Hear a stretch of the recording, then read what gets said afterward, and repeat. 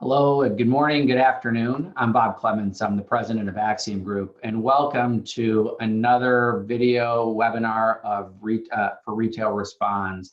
As we've been saying, Retail Responds is Axiom's opportunity to talk to you about what retail looks like as we navigate through COVID-19 together.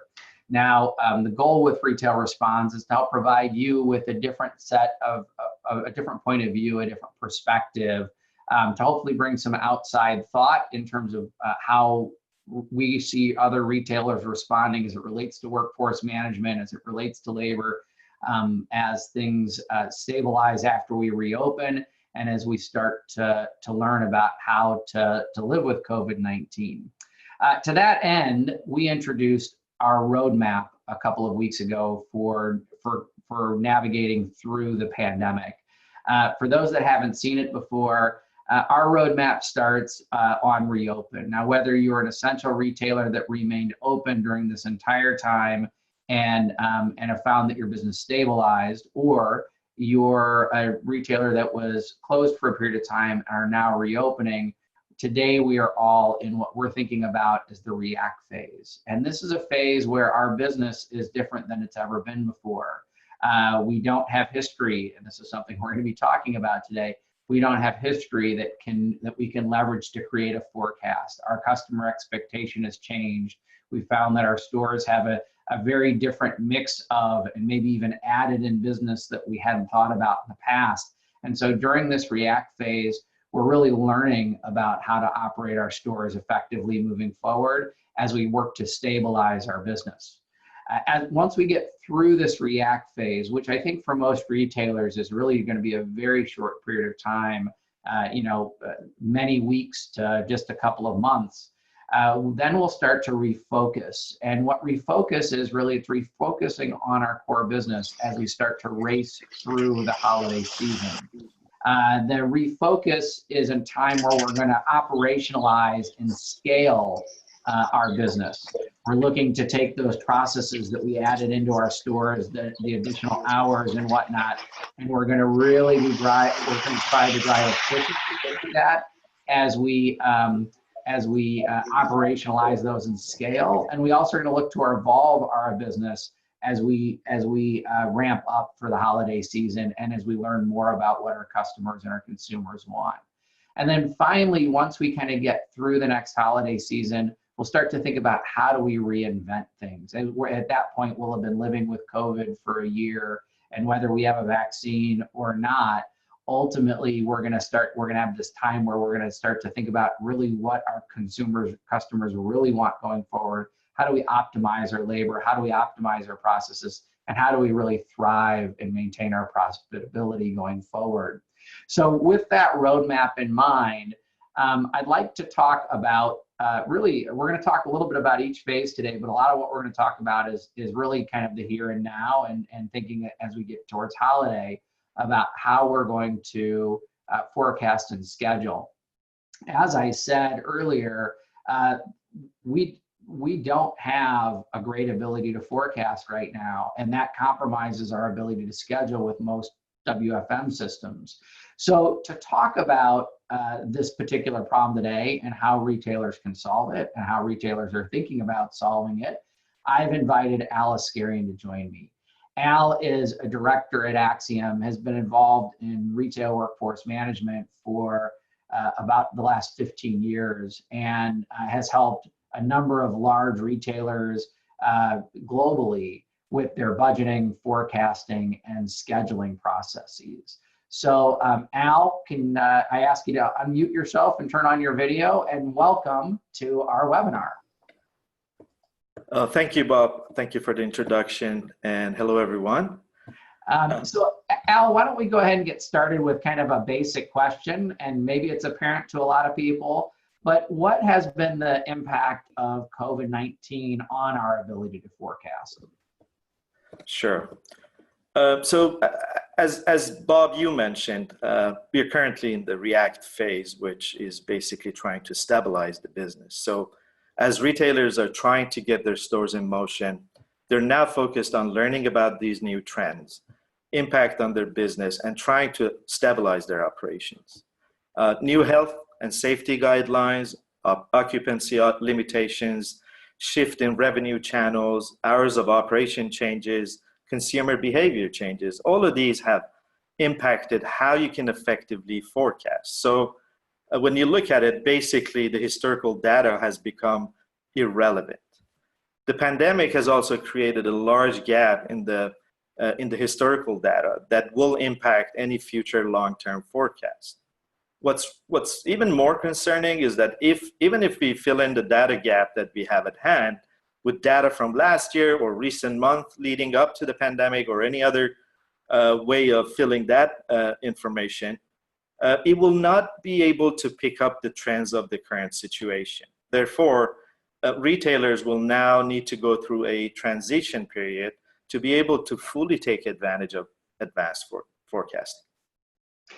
I think you kind of hit the nail on the head, and I think on top of it, what we've seen is a dramatic shift in terms of the data that even if we were to look at the data itself, the levels of buy online and pick up in store, the levels of ship from store, and then on top of it, the addition of curbside pickup is creating really a dearth of data that, again, these forecasting engines generally rely on to be able to generate that forecast that then we can generate our schedule on. So how do retailers get back to automating? Is there a path to get back to automating your forecast in the short term? There is. It involves a lot of work and a lot of testing and kind of coping with the current situation.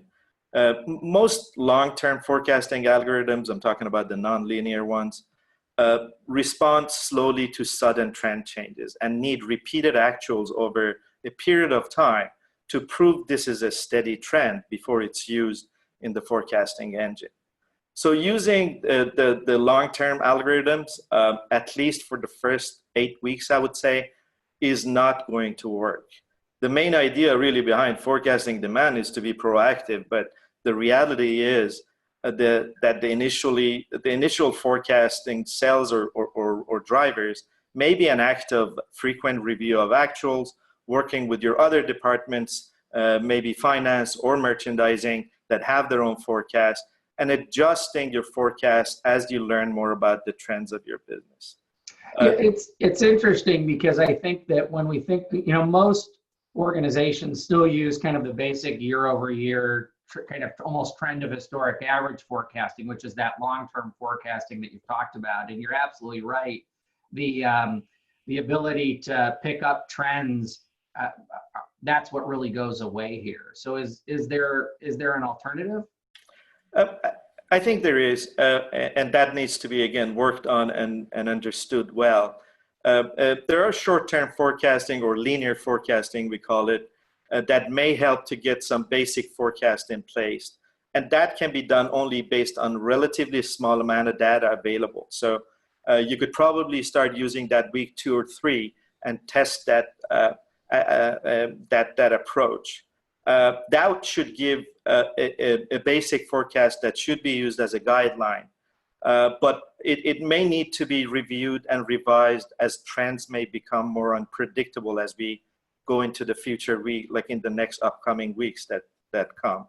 One thing is clear though, that is the forecasting engine as it is today cannot be used until you build the stable and a steady history that not only can help figure out how you need to fill in the gap in your data in an effective manner, but also lay the right foundation for the future forecast.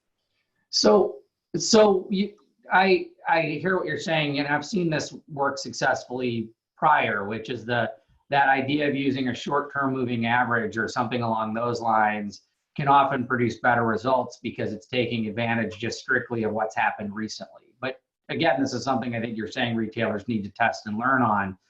Retailers have invested heavily, or not retailers, sorry, WFM vendors have invested heavily over the last couple of years on introducing machine learning and artificial intelligence to their forecasting engines. Is that something that's going to help? If I'm a retailer that has that in my solution now, is that going to help me forecast better? I think it will, and I'm going to let me take a step back and say why. As I mentioned before, this phase is all about learning about your trends and building a steady history and assessing your current forecasting capabilities and results to determine what is the most fitting or suitable forecasting algorithm and parameter that will give you the best results. You can do this in a test environment and apply changes to the live environment when you're convinced that the forecast is within an acceptable threshold. The only challenge might be that this is not a one-size-fits-all, and you may need to assess different locations in different geographical locations because they may experience very different trend progression over time. Obviously, that's where the AI come into play, in my opinion, that AI-driven forecasting engines are at an advantage here because they do that dynamically and automatically.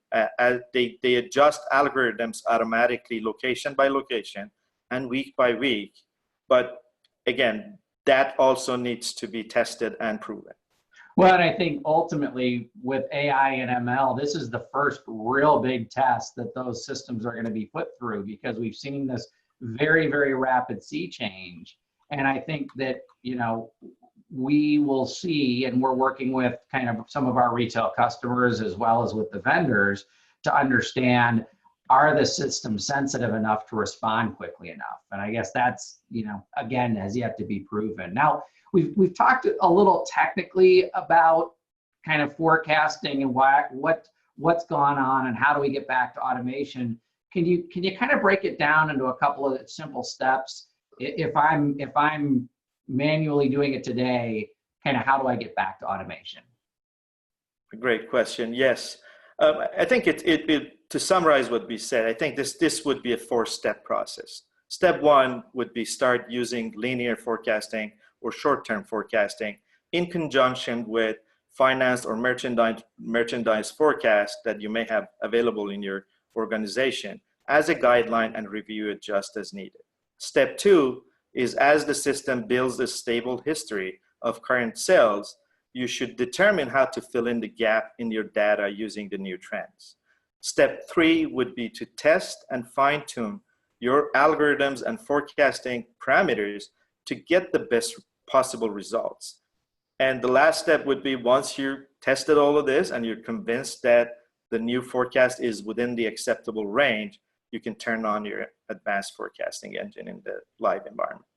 But I guess the key to that is that once you've turned it back on, you probably have to stay on top of it, right? You're going to have to continue to analyze and look at it to make sure that you don't drift too far away, and then either tune the engine or find a different algorithm to help, or you got to go back to a manual forecasting process. And I think that the reality is that's awfully heavy and not very scalable, especially as we think about transitioning into the refocus phase, which I guess we'll talk about in just a minute.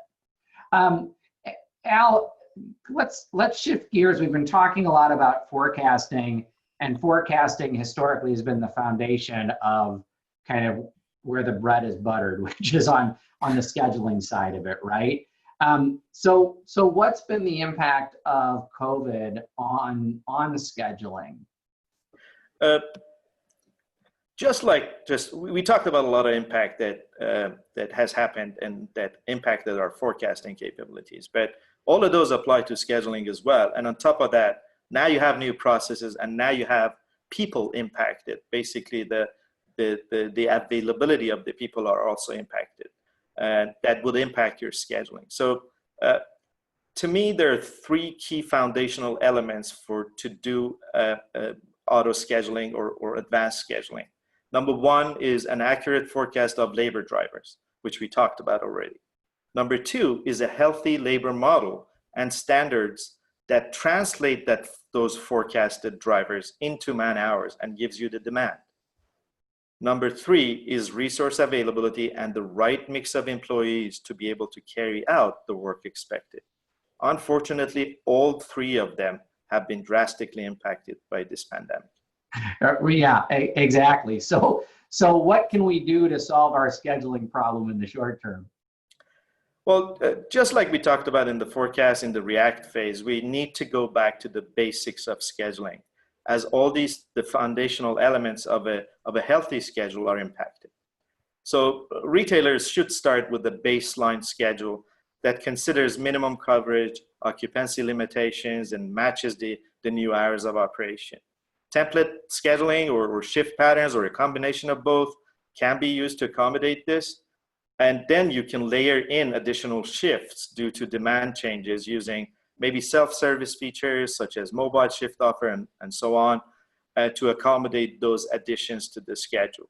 Oh, and Go ahead. I guess along those lines, that's what a lot of the retailers that we've been working with and talking to as they've reopened, this is less about if I've been open and quote unquote essential, but as I've reopened, coming back online with a minimum staff or a slightly flexed schedule, and then embracing the idea of how do I flex labor based on demand and based on what I learn is really kind of the first step a lot of people are taking. Yeah, absolutely. And really the benefit of that, of self-scheduling or allowing employees to choose or bid on shifts for the additional shifts we talked about, that probably will be last minute shifts that are available, is that it minimizes any fair scheduling penalties associated with these last minute changes, right? Because it's voluntarily accepted by the employees. One thing to watch for is that the shift trades are opening up these these features on ESS.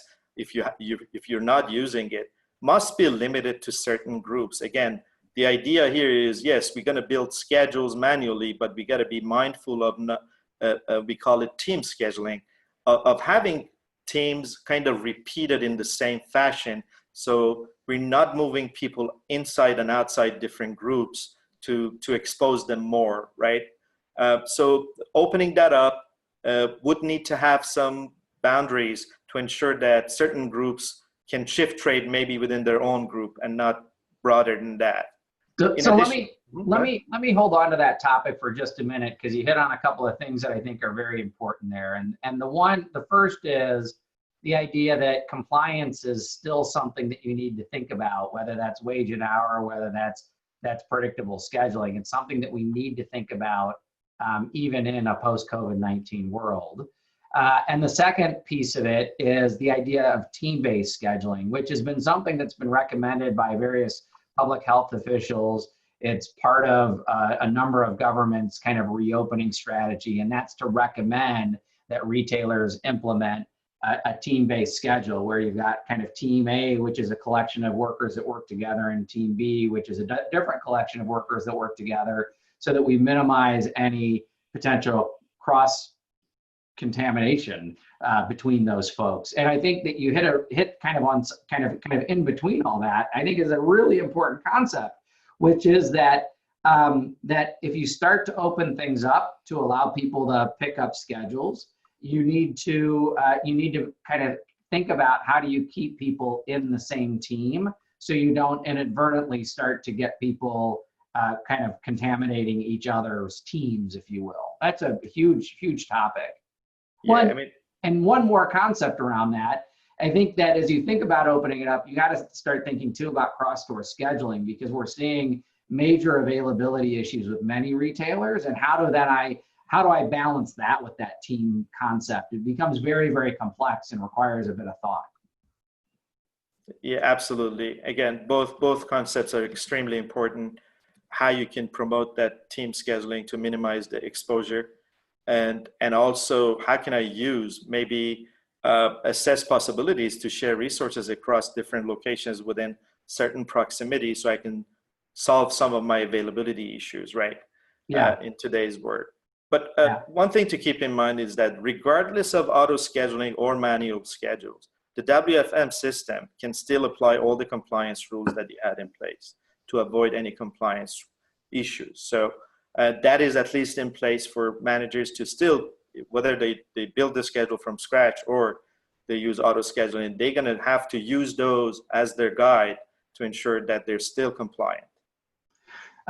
So well, first of all, I completely agree. Compliance continues to be a major issue, although it's not the sexy issue. But how do how do we get back to automation? At the end of the day, whether we're talking about forecasting or here now we're talking about scheduling, manual forecasting, manual scheduling, even template-based is very time consuming and heavy. How do we get back to having the system give us a better starting point? Well, you can gradually evolve manual schedules and build the foundation needed to go back to scheduling, to auto scheduling. And you should do that by updating the labor model first and foremost, introducing new scheduling requirements and compliance rules that are aligned with the current situation, and can promote predictable scheduling, as we talked about it, like the concept of team scheduling. And the next step would be to allow the demand to be generated in the background. Once you do all of that, you want to, you're still on basic schedules that are generated, but once you update your labor model, introduce these new rules, you could run the demand in the background and compare it to your manual schedules and kind of compare the two and understand the accuracy of your demand. And once you're convinced that you have a good demand in place based on these new parameters that you've introduced, and you have all the guardrails needed to make this effective in place, then you can move to auto scheduling. One thing I want to add in here, that this is a lot of adding, testing, and trying to optimize the foundation, to trying to put in all the foundation needed to go to auto scheduling. And since a lot of this is on store managers, unlike forecast, that I think forecast can be a lot of it driven by the corporate, when it comes to scheduling, the burden is more on the store managers. It is beneficial to me, at least, that to form or shape up a kind of an advisory board at the corporate office that can help the stores make the right decisions as they go from basic to auto scheduling. They will provide support guidance as to the stores as needed, and improve, as they're trying to improve productivity and effectiveness of their schedules. And the good thing with that is that once they, deal with different issues and solve it, they can share and communicate all the lessons learned and best practices that they found with other locations as well. So I love that idea of the kind of the advisory board, the support for store managers, because I think that is so important. But again, we kind of got a little bit dense in, not because of the topic is, but can you break it down in kind of a couple simple steps that we need to think about related to scheduling? Sure. To me, like going back to auto scheduling is going to be a 5-step process. First step is to start with basic scheduling and learn about your demand. Number 2 is you have to stabilize your forecasting, because scheduling is heavily dependent on forecasting. Step 3 would be update the labor model and the standards based on the new operational procedures and changes that you have in your business. And step 4 would be run the demand in the background and compare it to the manual schedules as a guideline. This step basically is your test of what you have introduced. And last, apply new rules to avoid alternating employees in different groups and promote team scheduling. And at this point, you should be able to take advantage of your auto schedule. And I think all of this, whether it's how do we get back to automated forecasting and keep on top of the accuracy, or how do we take advantage of auto scheduling, is about creating that scale in the business, right? Because we're all anticipating or hoping that as we move into the fall, we're going and move into that refocus phase. We're really about how do we drive a very healthy and a very profitable holiday. So I'm going to throw a little bit of a curveball at you, Al, because we're starting to run out of time. But assuming we get through holiday and that refocus phase quickly, or get it successfully, I shouldn't say quickly because time only goes so fast, although it seems to move very slowly and very quickly during the pandemic. When we get to the refocus phase, what do you think the opportunity is for retailers to really reinvent the way they think about forecasting and scheduling, whether it's next fiscal year or beyond? Well, as you mentioned it, in my opinion, we're in the react phase, and what we talked about so far, I think we're trying to stabilize and get to a point that we could leverage the tool that we have at hand so we can be successful during the holidays, and not having managers worry about creating schedules manually and having them focus on the holidays and the revenue, right? But to me, this is a constant evolution. It's not a set and forget thing. I think we're going to find ourselves, depending on the changes and how the COVID evolves and the changes that may come with it, I think we're going to find ourselves in a constant fine-tuning and optimizing mode for the next year or so, until we reach our potential and we can thrive from there. I think those who now invest and a lot of time and resources now to get this at least to a state that can be used for the holidays in the next couple of months, are going to be much more successful if they can get it to that state that can be used for the holidays. But beyond that, as you mentioned, in my opinion, is again, it's a process of trying, fine-tuning, and optimizing so you can leverage the best that you can out of the technology that you have at hand. Yeah.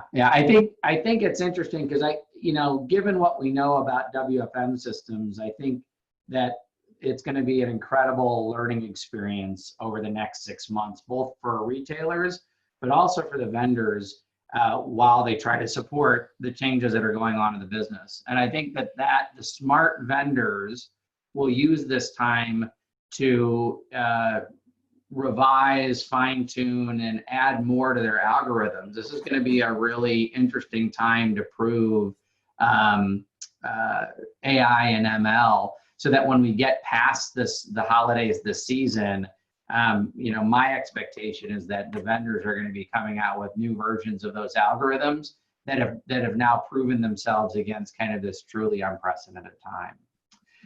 Al, I really appreciate the time that you've given to us today.